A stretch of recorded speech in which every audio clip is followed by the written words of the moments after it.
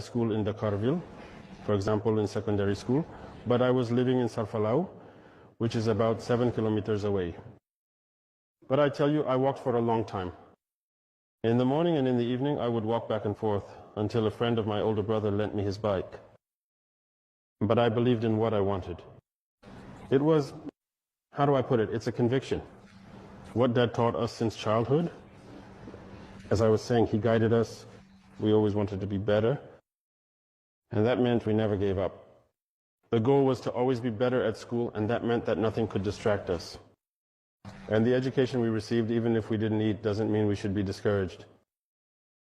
Yes, because the 3 years, how shall I say, the secondary years, it was not so simple. It was a bit difficult. 1 meal a day very often, but it doesn't matter. I cooked myself, I did everything myself. But I had to stay focused on the goal. What mattered to me was that by the end of the term, I had to achieve a certain average, and that was it. The love of being a soldier has always been within me.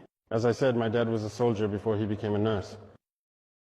Since childhood, I was always learning with those boots, those heavy helmets that were at home, I would wear them.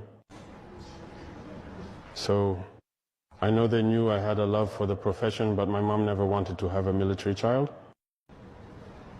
And in 4th grade, I took the excellence exam. And in 5th grade, my teacher was determined that I would pass no matter what. The British competition, but the mother fiercely opposed it because she didn't want it anymore. She surely saw the suffering of the dad as a military man, so she did not want any of her children to be a military man. She refused.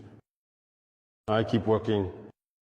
I have a scientific inclination, which is why I pursued a scientific track all the way to university, where I was studying geology. After high school, I knew I could still be in the Army region, but she refused. But when she refused me something, I couldn't push it, because if you force it, it's not good. So I continued in my master's year, still at university. I asked again. I said it's the Army that I want. I was doing well in geology. I could do whatever I wanted, you know.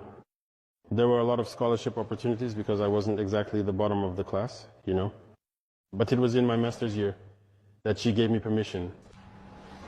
And I took the academy test. I went to do my training, and there you go, I became an Army officer.